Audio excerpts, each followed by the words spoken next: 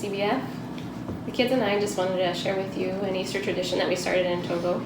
Comes from a dear friend, Catherine. We want to demonstrate for you how to make resurrection rolls.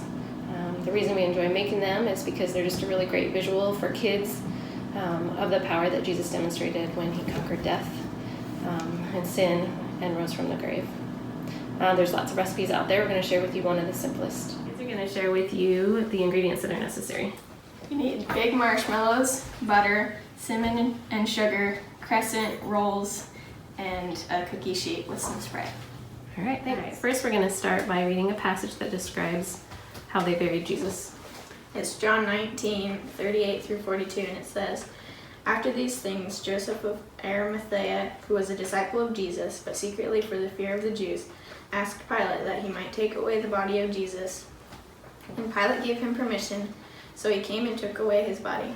Nicodemus also, who had come to Jesus by night, came bringing a mixture of myrrh and aloes, about 75 pounds in weight. So they took Jesus' body and bound it in linen cloths with spices, as was the burial custom of the Jews.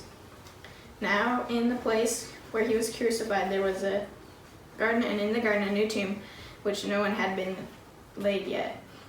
So because of the Jewish day of preparation, since the tomb was close at hand, they laid Jesus there." Okay, now having read that passage, we're going to pretend that Jesus is the marshmallow Jackson's holding. And the reason for that is because a marshmallow is sweet, just like Jesus is. He's gentle and kind. The marshmallow is also white, which demonstrates Jesus' purity, the fact that he was without sin. So after Jesus died on the cross, what did his friends do with his body? They washed him. Right. So Jackson, can you show us, can you wash Jesus in the butter? You roll it all around. Drop it all the way. Clean and good. Okay, and then after they cleansed his body, what did they do? They wrapped it in spices. Right, they took Jesus' body and covered it in spices. Now this isn't myrrh and aloe like we've read. This is cinnamon and sugar. Drop it.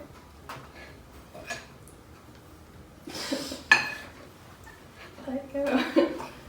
All right, then after that, what did they do? Remember? Wrapped him in linen cloths. That's right, they wrapped his body in linen cloths, and that's what this dough represents. So we're going to do that.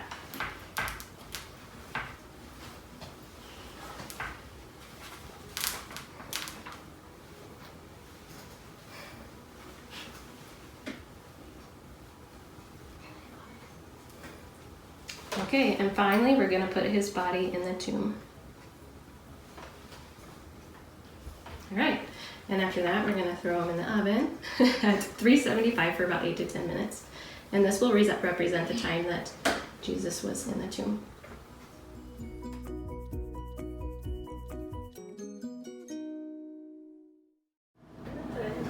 Careful.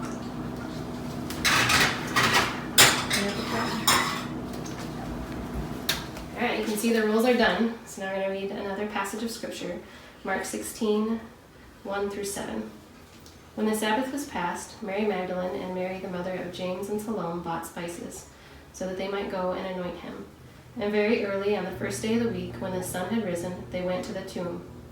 And they were saying to one another, "Who will roll away the stone for us from the entrance of the tomb?" And looking up, they saw the stone had been rolled back. It was very large. And entering the tomb, they saw a young man sitting on the right side, dressed in a white robe, and they were alarmed. And he said to them, "Do not be alarmed. You seek Jesus of Nazareth, who was crucified. He has risen. He is not there. He is not here. See the place where they laid him? But go, tell his disciples and Peter that he is going before you to Galilee. There you will see him, just as he told you."